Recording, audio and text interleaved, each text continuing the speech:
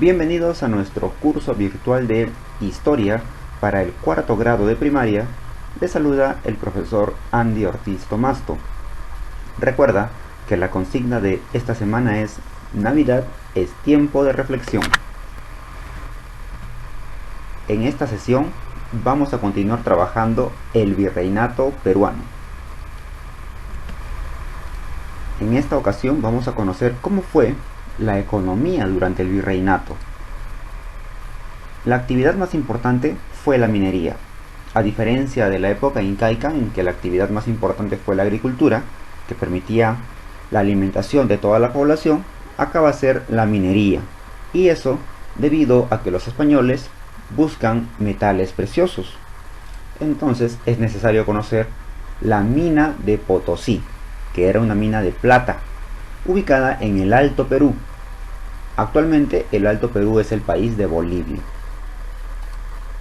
Y otra de las minas importantes fue la mina de Huancavelica, que era una mina de azogue.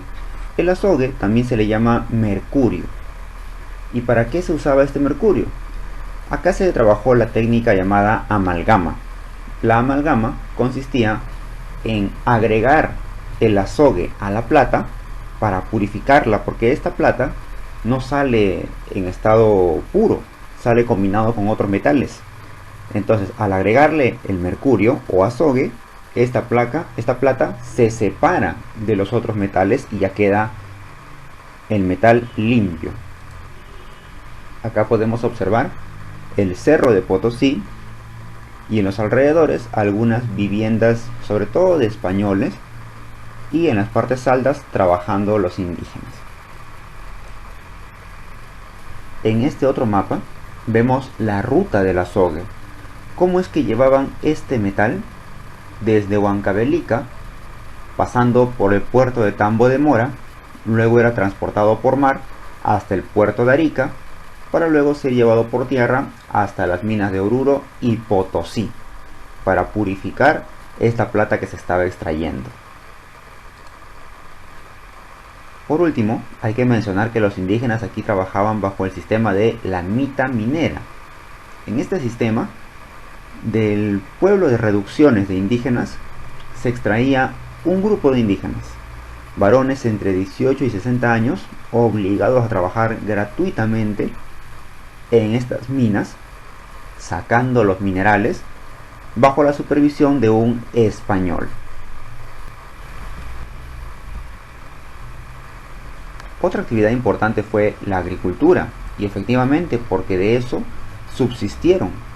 Pero hay que comentar que los españoles al llegar también traen productos nuevos que los indígenas se encargan de acondicionarlos para producir aquí en América del Sur. Estamos hablando del trigo, por ejemplo, la caña de azúcar, la vid y el olivo. Y además comentar que también los cítricos fueron traídos por los españoles. Todos estos productos no son oriundos del Perú, son productos de Asia y de Europa que han llegado junto con los españoles y forman parte ahora de nuestra agricultura hasta el día de hoy. Aquí podemos observar una de las grandes haciendas de esta época. Lo que tú observas es solamente la zona de entrada y al lado izquierdo su capilla, porque cada hacienda tenía su capilla para que los trabajadores vayan ahí a ser evangelizados. Pero lo que no se está viendo detrás de toda esta zona es un amplio terreno de cultivo sumamente extenso para desarrollar los productos agrícolas, caña de azúcar y la vid, sobre todo en la costa. Así también en la ganadería se trajeron nuevos tipos de ganado. Antiguamente en el Perú se había desarrollado el ganado de auquénidos, el ganado de cuyes, pero aquí se inserta el ganado vacuno, el ganado ovino, el ganado porcino y el ganado equino. Recuerda que todos estos animales fueron traídos por los españoles.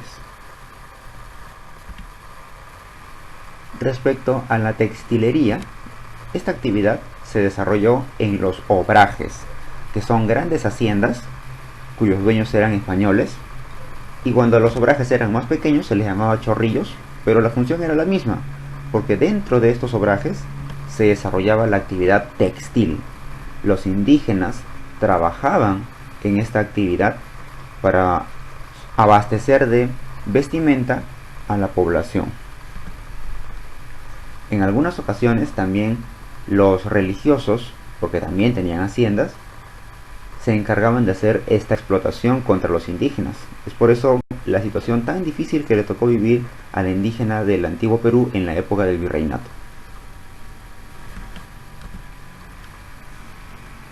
En el comercio tenemos que mencionar que se vivió un monopolio. ¿Y qué quiere decir monopolio? La palabrita mono significa uno y polio significa vendedor. Por lo tanto, el único país, la única monarquía autorizada de comercializar con el virreinato del Perú era España. Ningún otro país podía venir a traer sus productos aquí al virreinato. Por eso se llamó un monopolio. Y los puertos marítimos más importantes para realizar este comercio fueron los puertos de Sevilla, en España. Al lado derecho, en la parte de arriba, ahí podemos ubicar el país de España, y debajo el puerto de Sevilla. En América, en la zona del norte, en el actual país de México, tenemos el puerto de Veracruz. Ahí llegaban las embarcaciones españolas a dejar mercancía y a llevarse también algunos recursos. Y en el Perú, el puerto más importante fue el puerto del Callao. Con el paso del tiempo van a crearse nuevos puertos, pero estos tres fueron los más importantes. Se trabajó bajo un sistema de flotas y galeones. Las flotas que llevaban mercancía, tanto de América a España como de España a América, y los galeones que tenían características más militares, porque como se había puesto un monopolio, solamente España podía comercializar, surgieron contrabandistas, los famosos piratas y corsarios, que abordaban a estas embarcaciones españolas y trataban de robarlas. Un pirata se caracteriza por ser un asaltante de mar que trabaja por su cuenta, con sus propios ejércitos, con sus propios hombres, pero por su cuenta. En cambio, un corsario es un pirata que ha destacado y por eso ha sido contratado por una monarquía. Estamos hablando del caso de Inglaterra, que contrató a varios piratas para que trabajen a su servicio y roben los barcos españoles. Ahí se les llama corsarios. Acá tenemos a uno de los más grandes corsarios que ha conocido el mundo. Es Francis Drake, que luego va a ser coronado como caballero real de la corte inglesa por la misma reina. Le hace la ceremonia en la cual da este título de caballero por sus grandes hazañas acechando a los barcos españoles. Este comercio era regulado por dos instituciones económicas. La primera de ellas, llamada la Casa de Contratación de Sevilla, que se encontraba en España, y su función principal era velar por el buen comercio entre España y el Virreinato del Perú. Aquí se daban las normas, las leyes, los precios para determinar este intercambio comercial. Y en el Perú se encontraba el Tribunal del Consulado de Lima, que estaba conformado por los comerciantes más ricos y adinerados del Perú y que se encargaban de controlar el comercio, pero desde aquí, desde el virreinato, porque eso se encontraba en Lima, mientras que la Casa de Contratación, que se encuentra en Sevilla, se encuentra en España. Por último, conozcamos los impuestos que pagaban los indígenas. Un impuesto es una cantidad de dinero obligatoria que se tiene que pagar. El más importante era el tributo indígena. Este tributo lo pagaban en su condición de haber sido derrotados en la guerra de conquista por Francisco Pizarro y ser ahora vasallos del rey de España. También pagaban el quinto real. Este quinto real se aplicaba sobre todos los aspectos de la minería.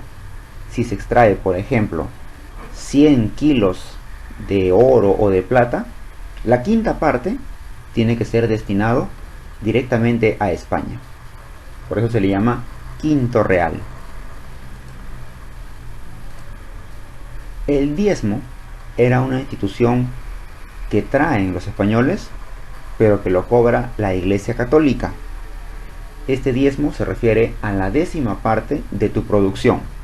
Si tú cosechas, por ejemplo, 100 toneladas de maíz, la décima parte tiene que ser destinado a la iglesia. El almojarifazgo es importante conocerlo porque es un impuesto para el comercio internacional, es decir, entre el Virreinato del Perú y España. Mientras que la alcabala es un impuesto también para la compra y venta, pero de asuntos internos. Si se va a hacer alguna compra, alguna transacción económica dentro del Virreinato peruano, se establece la alcabala como un impuesto. Mientras que si se va a hacer una compra o venta con España, es decir, en el aspecto externo, ahí se aplica el almojarifazgo. Muy bien, veamos qué dice nuestra autoevaluación. La primera pregunta es: ¿qué recurso se extraía de la mina de Potosí? Recuerda, esta mina ubicada en el Alto Perú era una mina de plata. La pregunta número 2 nos dice: ¿qué institución se beneficiaba con el cobro del diezmo? Recuerda que toda tu producción ha sido posible por la ayuda de Dios. Por lo tanto, la décima parte le corresponde a la Iglesia Católica, que se encarga de cobrar este impuesto. No te olvides que tienes una tarea pendiente. Desarróllalo, practica y estudia mucho y nos encontramos la próxima clase. Hasta luego.